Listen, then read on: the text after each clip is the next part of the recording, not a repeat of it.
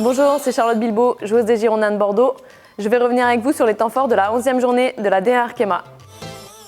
Allez, c'est parti. On commence par notre dernier match contre Montpellier, un duel pour la 3e place avec beaucoup d'intensité et beaucoup d'engagement.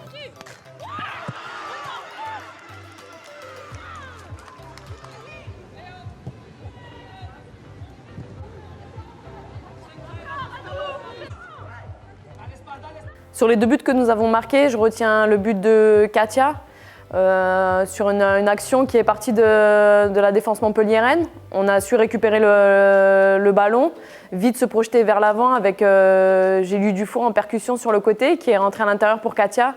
Katia qui a dribblé 2 joueuses et qui a éliminé la gardienne. Une très belle action individuelle mais aussi collective puisqu'on a récupéré le ballon sur notre partie de terrain et on s'est vite projeté vers l'avant. Pour nous, le 2e but, c'était une libération. C'est ce qui nous a permis d'être plus à l'aise après sur le terrain. On s'est mis dans de meilleures conditions. On était plus à l'aise techniquement et on avait plus la possession du ballon. On s'est même créé des occasions sur la fin de 2e mi-temps. Donc, ça a vraiment été le but déclencheur qui nous a permis d'être meilleurs pour la suite. La bonne affaire du jour est du côté de Guingamp qui s'est imposé sur le stade de Reims. Grâce à un but marqué de Faustine Robert.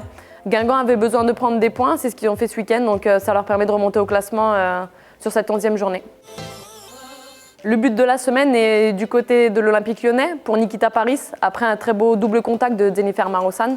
A noter que Nikita Paris a marqué un quadruplé contre Isili Moulineau. On peut retenir le 100e but de Marie-Antoinette Katoto avec le Paris Saint-Germain inscrit sur corner. Elle revient donc à une longueur de notre attaquante Khadija Cho.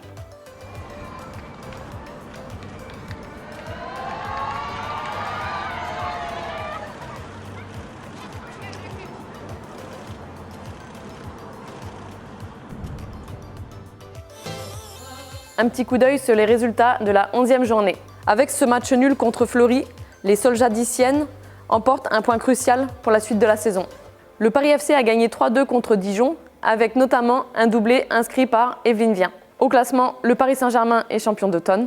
Nous, les Bordelaises, on creuse un peu plus l'écart avec Montpellier. En bas de classement, on peut voir que Soyo sort de la zone de relégation grâce à son match nul sur la pelouse du stade de Reims. Bonne fête de fin d'année et on se retrouve mi-janvier pour la suite de la D1 Arkema.